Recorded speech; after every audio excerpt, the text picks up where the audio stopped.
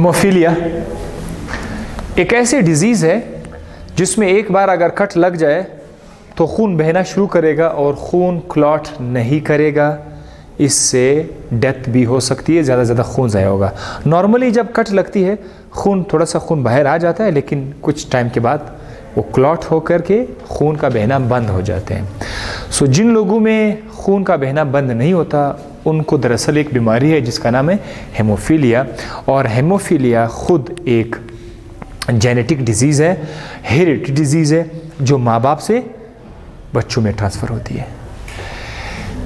इस बीमारी को मज़ीद आपको समझाने के लिए हमने देखा कि यहाँ पर कुछ क्लॉटिंग फैक्टर्स होते हैं। क्लॉटिंग फैक्टर्स होते हैं जो कि 1 से लेकर लगभग 13 के आसपास, कई बहुत सारे एग्जैक्ट फिगर मुझे याद नहीं है, फैक्टर्स होते हैं। 13 तक तो मुझे कंफर्म है फैक्टर्स होते हैं, 1 2 3 4 5 6 7 8।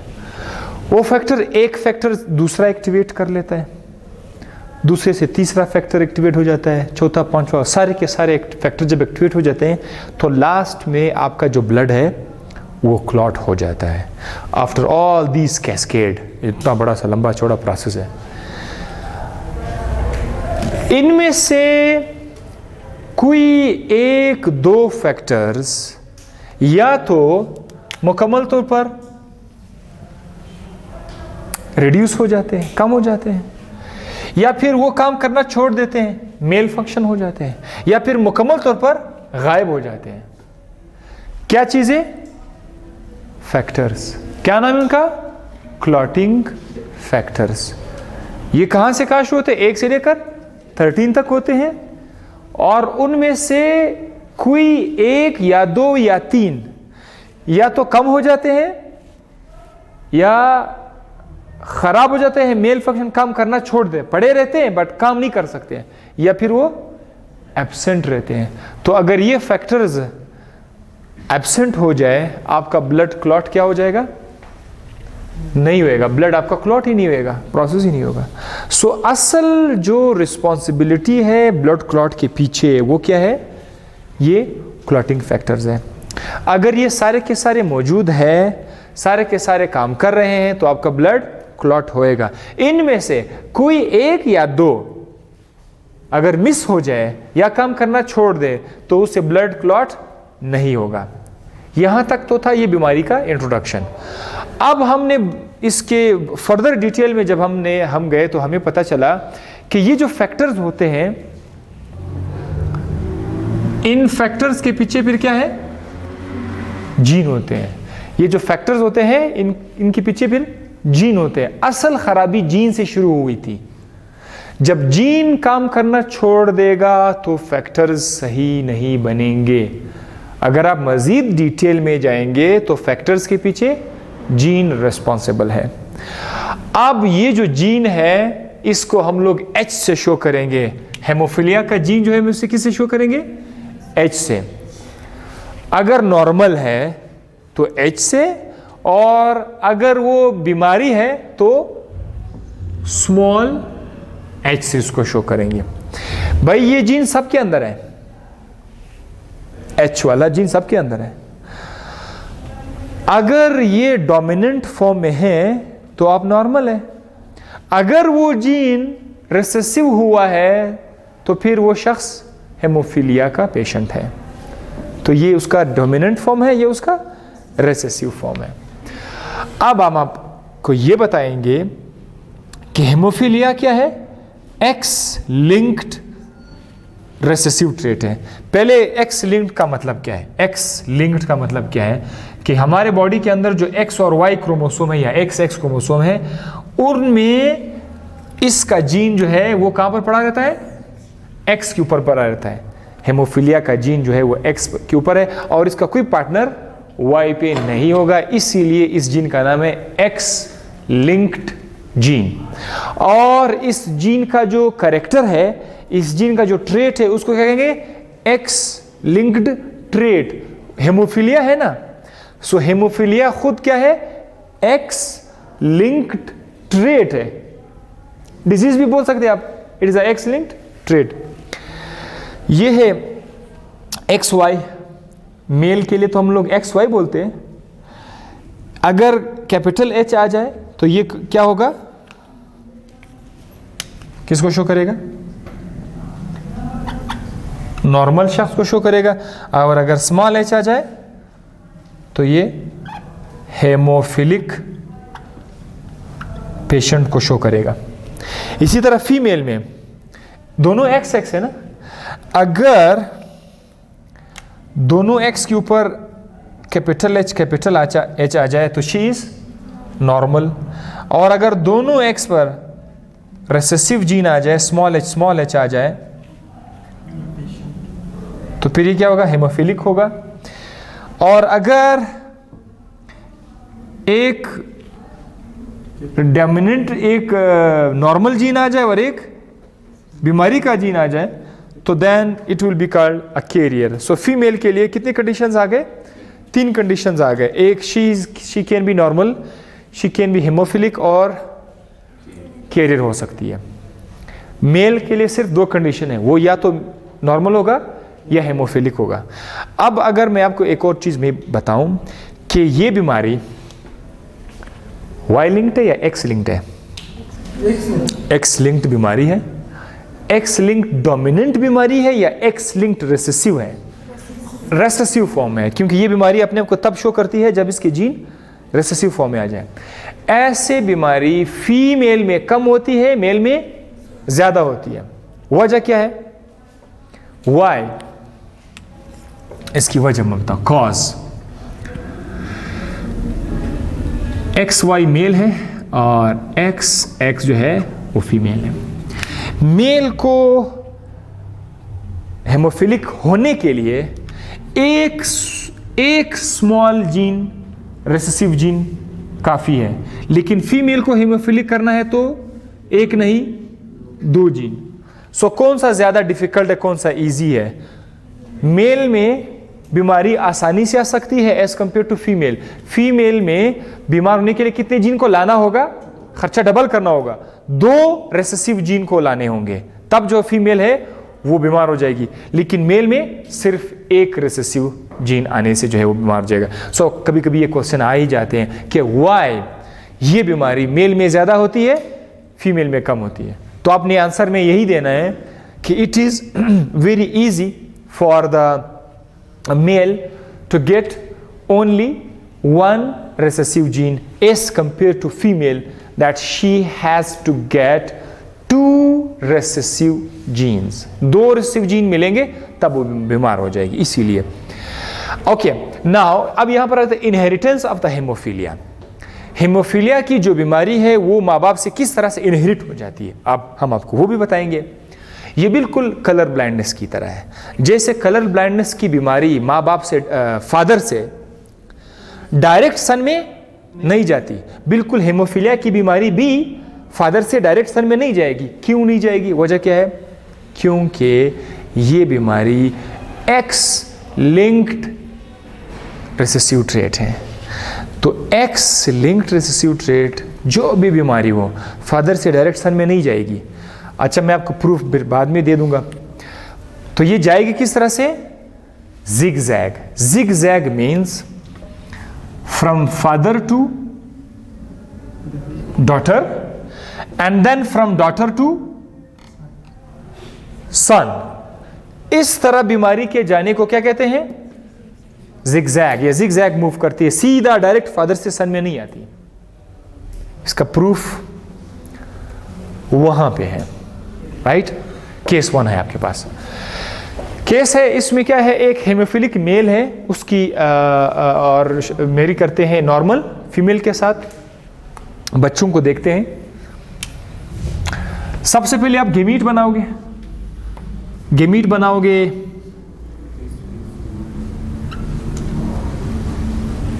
सबसे पहले गेमीट बनाना होगा ना बच्चों के लिए। सबसे पहले गेमीट करना। फादर भी बनाएगा गेमीट, मदर भी गेमीट बनाएगी, सही है? सो मदर भी क्या करेगी? इधर ये रहा गेमीट और ये रहा फादर की गेमीट। गेमीट का एक असूल है कि जो क्रोमोसोम का जोड़ा है वो दोनों के दोनों एक गेमीट में कभी नहीं जाएंगे। वो मेंडल ने क्या था लॉ ऑफ सेग्रीगेशन में, कि जो जोड़ा होता है, जोड़ा जीन का या क्रोमोसोम का, वो गेमीट के दौरान अपने आप एक दूसरे से क्या हो जाते हैं, अलग हो जाते हैं। सही, तो ये दोनों क्रोमोसोम एक दूसरे से क्या हो जाएंगे, अलग हो जाएंगे। एक क्रोमोसोम एक गेमीट में आएगा, दूसरा क्रोमोसोम दूसरे गेमीट में आएगा। अच्छा, ये जो क्रोमोसोम है इनके ऊपर हमने जीन नहीं लिखे हुए हैं, पहले जीन लिख लेते हैं। सही है, तो जीन लिख देते हैं। अगर ये मेल है, हेमोफीलिया का है, तो आप इसके ऊपर जीन लिखोगे कहाँ पर, एक्स के ऊपर या वाई के ऊपर, सिर्फ एक्स के ऊपर लिखोगे। सो कैपिटल एच या स्मॉल एच। क्यों स्मॉल एच, क्योंकि वो हेमोफिलिक है, और हेमोफीलिया के लिए हम लोगों ने जीन को रिसेसिव फॉर्म में लेना होगा। रिसेसिव जीन को आप स्मॉल लेटर में लिखेंगे, डोमिनेंट जीन को आप कैपिटल लेटर। जैसे प्लांट में टॉल के लिए आपने कैपिटल टी किया था और शॉर्ट के लिए आपने स्मॉल टी किया था। सच है, ये फादर आ गया। और मदर के लिए क्या करेंगे, फीमेल के लिए she is normal, she is normal. So what will you right, capital H और कैपिटल एच। सो अगर ये एक्स इधर आया तो इसके साथ तो जीन भी आएगा कि नहीं आएगा, हाँ ना, क्रोमोसोम तो कैरी करता है अपने साथ जीन को। तो गेमीट में क्रोमोसोम के साथ साथ जीन भी आया, और इस गेमीट में ये वाला क्रोमोसोम आया, ये दो गेमीट मुकम्मल हो गए। इसी तरह यहाँ पर क्या होगा, एक गेमीट में एक एक्स क्रोमोसोम आएगा अपने कौन से जीन के साथ, कैपिटल एच जीन के साथ। दूसरे गेमीट में दूसरा क्रोमोसोम आएगा अपने कैपिटल जीन के साथ। गेमीट्स तैयार है। अब होना क्या है, इन गेमीट्स ने आपस में क्या करना है, फ्यूज होना है, फर्टिलाइजेशन होनी है, राइट। गेमीट फ्यूज होंगे। सो तरीका मैं आपको पिछले वीडियो में भी बता चुका हूँ, लेक्चर में बता चुका हूँ। सो आपने पहले क्या करना है, ये जो गेमीट है इसको आपने इसके साथ मिलाया, फिर इसी गेमीट को आप इसके साथ मिलाएंगे। चलो बनेगा क्या बनेगा, एक्स फादर से आएगा, यहाँ मदर से भी क्या आएगा, एक्स आएगा। और अच्छा, जीन दे दे ज़रा इसको, जीन प्रोवाइड करें। यहाँ पर कैसे दूँ, स्मॉल एच और वहाँ से कैपिटल एच। गुड। फिर क्या करेंगे, फिर इसी गेमीट को हम लोग मिलाएंगे इस गेमीट के साथ। तो फादर से क्या आएगा, एक्स क्रोमोसोम आएगा, मदर से भी क्या आएगा, एक्स क्रोमोसोम आएगा, राइट। तो फादर से जो एक्स क्रोमोसोम आ रहा है उसके ऊपर कौन सा जीन है, स्मॉल एच है, मदर से कैपिटल एच, राइट।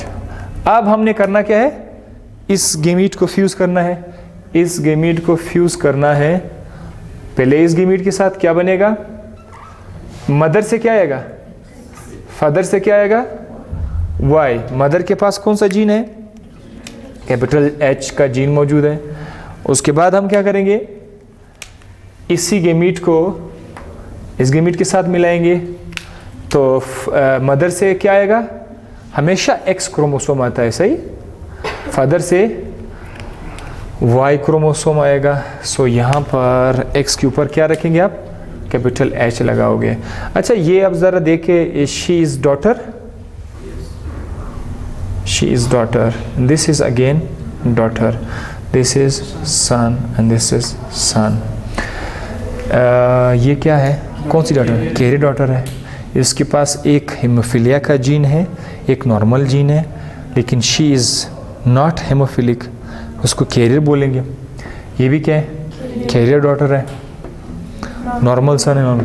फादर से डायरेक्ट वो बीमारी सन में नहीं आती है। अब जीन जो बॉम है, बॉम बीमारी का जो जीन है, वो असल में किसके पास है, डॉटर के पास है। डॉटर ने शादी करनी है, फिर उसके औलाद में जो सन है वहां पर ये शिफ्ट हो जाएगा। सो अब हमने करना क्या है, केस नंबर 2, ये जो डॉटर है, कैरियर डॉटर है, इसका हम लोगों ने क्रॉस करना है, सही। तो ये मैं मिटा रहा हूं, ओके। यस, इसको मिटाएंगे।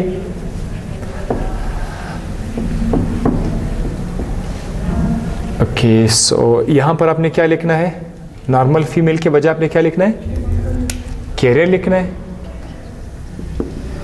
और वहां पर क्या है, हेमोफिलिक मेल के बजाय नॉर्मल है। वो बेचारा जो दूसरा शख्स था उसको जो है नुकसान हुआ, ठीक है। बम तो वो उसके पास है, फीमेल के पास है। अच्छा जनाब, सो नॉर्मल मेल को हम लोग किस तरह लिखेंगे?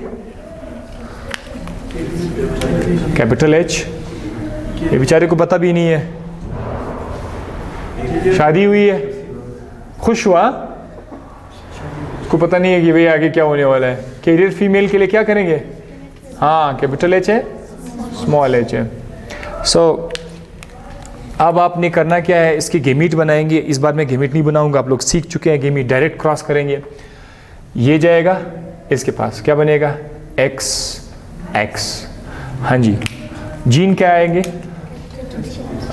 कैपिटल एच और वहाँ से भी कैपिटल एच आएगा, सही है। इसी तरह से आप इसको इसके साथ वो करेंगे तो फिर से क्या बनेगा? एक्स एक्स बनेगा और क्या आएगा? एक कैपिटल एच आएगा और एक स्मॉल एच आएगा। इसी तरह से इस y की बारी है, y को आप x के साथ मिलाएंगे तो क्या बनेगा? एक्स वाई बनेगा। और x के ऊपर कौन सा जीन है? कैपिटल जीन है। फिर आप y को x के साथ मिलाओगे तो क्या बनेगा? एक्स एंड वाई बनेगा। x के ऊपर क्या है? स्मॉल h है, y के ऊपर कुछ नहीं है।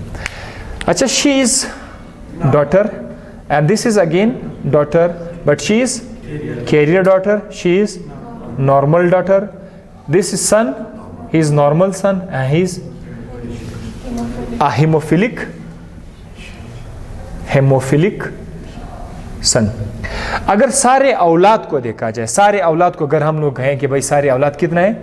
100% है, तो कितने बच्चे जो है हेमोफिलिक आए? 25%। कलर ब्लाइंड में भी यही था, 25% जो है, 25%, ये आपका 25% जो है वो हेमोफिलिक है, बाकी 75, 25, 75% जो है ये नॉर्मल है। इस नॉर्मल में अगर आप देखोगे टोटल में से, डॉटर्स में से, लेट सपोज ये जो दो है, ये मेरे पास डॉटर है, राइट। मैं अब 100% को पूरी औलाद पे नहीं, सिर्फ डॉटर पे अप्लाई करता हूँ, सिर्फ डॉटर पे 100% में अप्लाई, कि हमारे पास 100% डॉटर है।